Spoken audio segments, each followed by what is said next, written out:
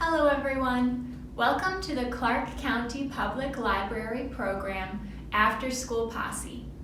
My name is Miss Amanda, and today I'll be reading you a book and showing you a craft that you can make at home. Today we'll be reading Sergeant Reckless, The True Story of the Little Horse Who Became a Hero by Patricia McCormick, illustrated by Jacopo Bruno. And today we're reading with permission from HarperCollins Publishers.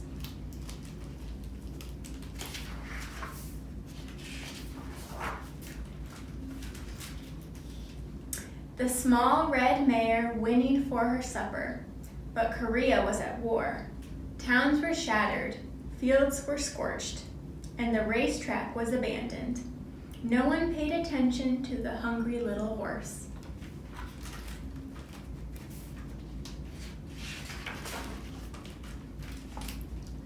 Nearby, U.S. Marines were exhausted from hauling heavy ammunition uphill to a powerful new cannon nicknamed the Reckless Rifle.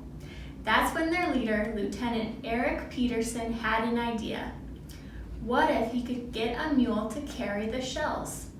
But all Lieutenant Peterson could find was a scrawny sorrel mare with a white blaze and 3 matching socks. She wasn't much, but she reminded him of a horse he'd had as a boy, so he took a chance on her.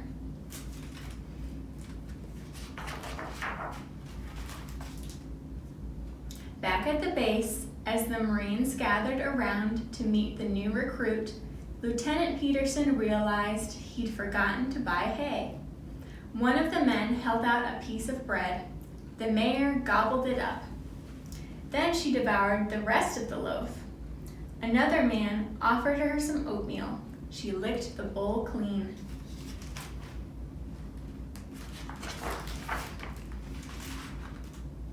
She was pretty, the Marines agreed, but she was small. How could she carry such heavy ammunition? And how would she react when she heard the thunder of the cannon? A mule was slow and steady, but a racehorse was high-strung and skittish. She'd have to go through special training. And she'd start out as the same rank as any newbie, Private Reckless.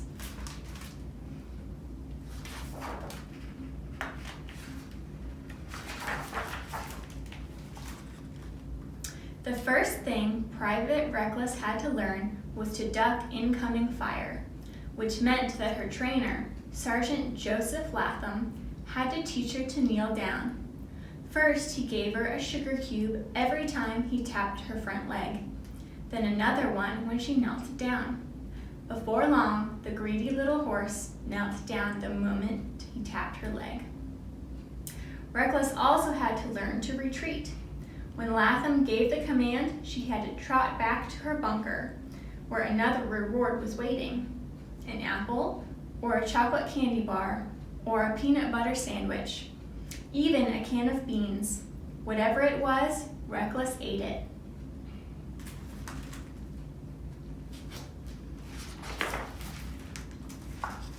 Next, Latham led her up the hill to the cannon.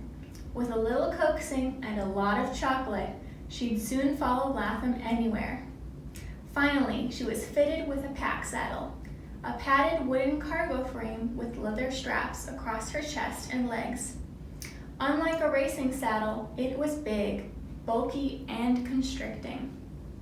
Latham cinched up the girth, and the men stood back, expecting her to try to throw it off. Reckless just stood there.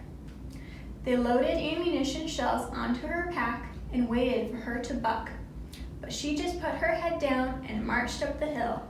Her reward that day was an ice-cold Coca-Cola.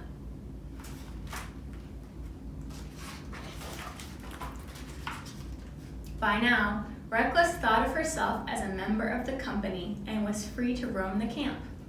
One morning, she showed up at the mess hall where the cook gave her an apple. She nudged his shoulder for more, so he offered her scrambled eggs and toast.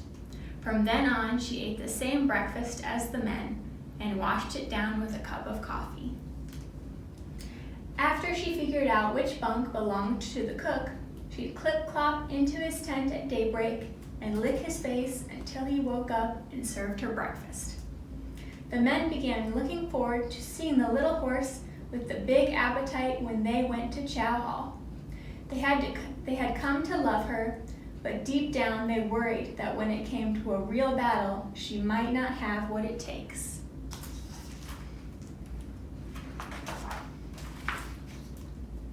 One day, the Marines spotted enemy troops approaching. Instantly, they went into battle mode. Private Monroe Coleman saddled up Reckless and led her to the top of the hill. Boom! Just as they were delivering their load, the cannon went off. A blast of hot air sent dust and gravel flying toward the horse.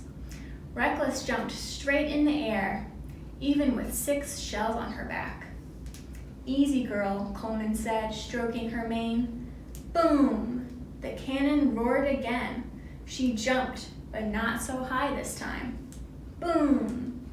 This time, Reckless just snorted.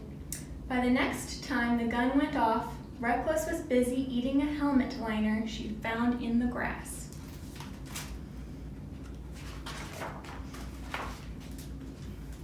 From then on, Reckless was one of the guys. On cold nights, she snuck into Latham's tent and slept on the floor. And when the men played poker, she joined in. One night, she'd eaten about $30 worth of poker chips before they caught on.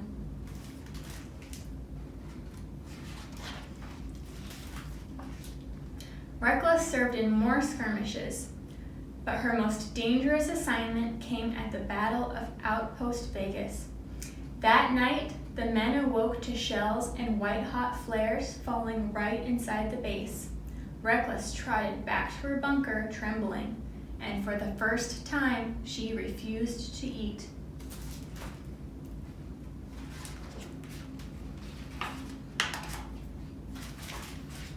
But the minute she was loaded with her pack, Reckless got to work. At the base of the path, she took a deep breath, pricked her ears forward, and charged the hill.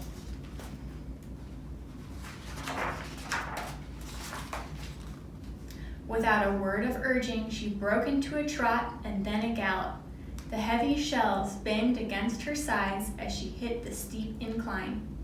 The first rays of dawn were lighting the sky as she arrived at the top of the trail, her flanks heaving.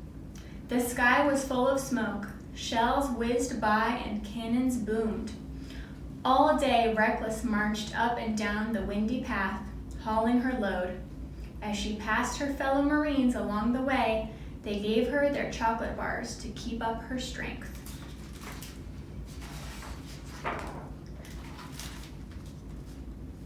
Then a piece of shrapnel hit Reckless over her left eye.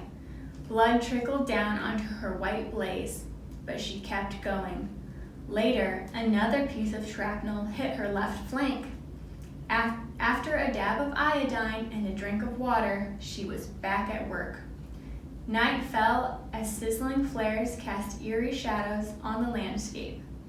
The Marines were beginning to tire, but they saw the little mare silhouette on the ridge, her head hanging as she put everything she had into her job. She was soaked in sweat, lather curling up over her saddle. When she came back down the hill, one by one, the men took off their body armor jackets and laid them over her for protection.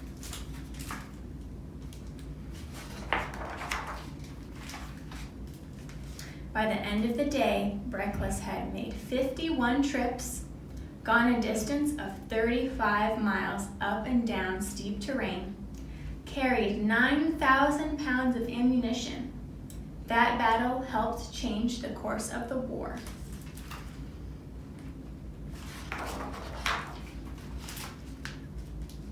At last, there was a ceasefire and Reckless was able to rest. The Marines promoted Reckless to sergeant, and then they came one by one to say goodbye to the little mare who'd shown as much heart on the battlefield as any man among them. When they got home, they started a campaign to bring Reckless to the United States.